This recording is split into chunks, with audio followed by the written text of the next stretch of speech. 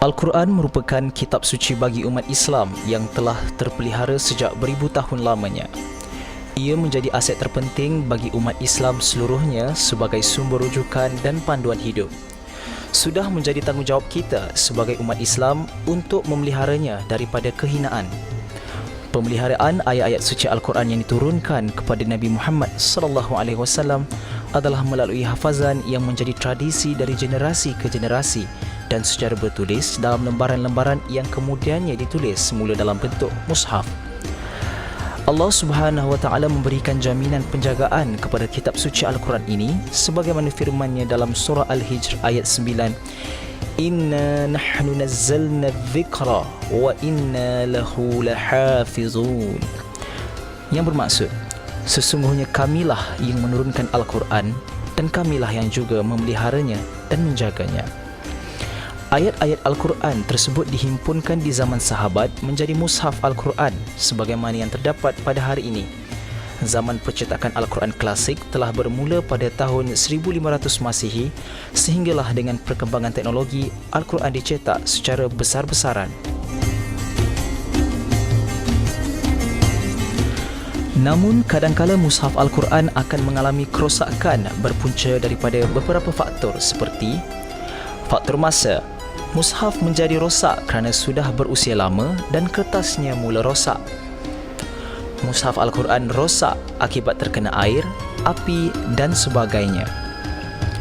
Mushaf Al-Quran tidak disimpan di tempat yang baik dan rapi. Mushaf Al-Quran terkena serangan serangga seperti anai-anai dan sebagainya. Timbul beberapa persoalan dalam kalangan masyarakat, antaranya ialah bagaimana cara dan kaedahnya untuk melupuskan. Bolehkah melupuskan mushaf Al-Quran kerana ia dianggap suci dan kalam Allah? Oleh itu, telah menjadi tanggungjawab Jabatan Agama Islam Negeri Johor melalui bahagian penyelidikan menguruskan pelupusan Al-Quran sebagai langkah untuk memelihara kesucian dan kehormatannya agar tidak dipandang hina. Proses pelupusan kitab suci Al-Quran dan ayat-ayat Al-Quran dalam semua bentuk seharusnya dilakukan mengikut tertib demi menjaga kesucian kitab yang menjadi mukjizat Nabi Muhammad SAW dan panduan hidup umat Islam sehingga ke hari kiamat.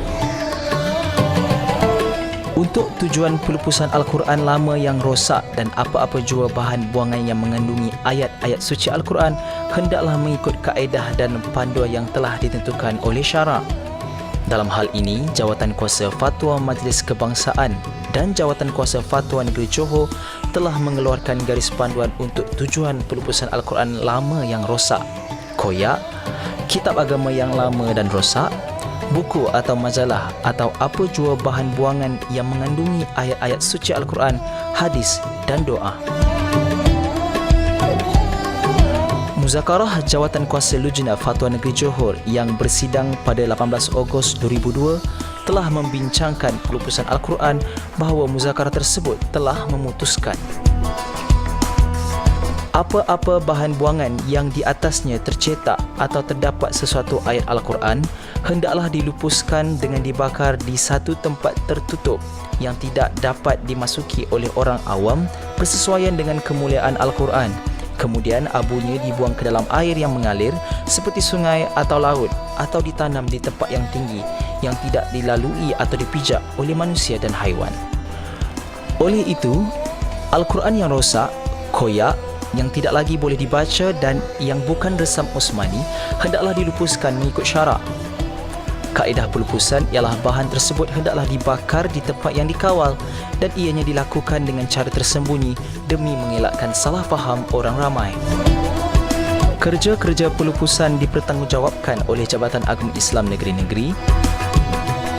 Bahan buangan atau lebihan yang mengandungi huruf atau ayat-ayat suci Al-Quran hendaklah dilupuskan secara berasingan daripada bahan-bahan lain serta dilarang menggunakannya semula bagi apa-apa tujuan sekalipun.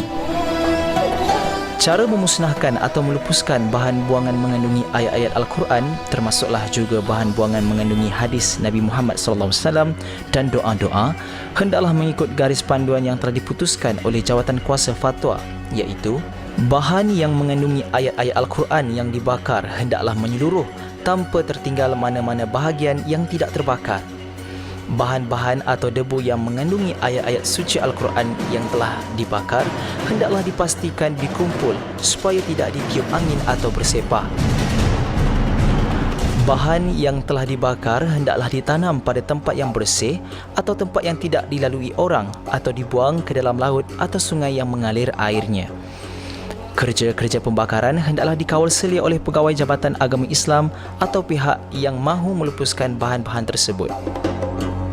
Demikianlah pentingnya umat Islam menjaga dan memelihara kemuliaan dan kesucian ayat-ayat suci Al-Quran, termasuklah juga hadis-hadis Nabi Muhammad SAW dan doa-doa.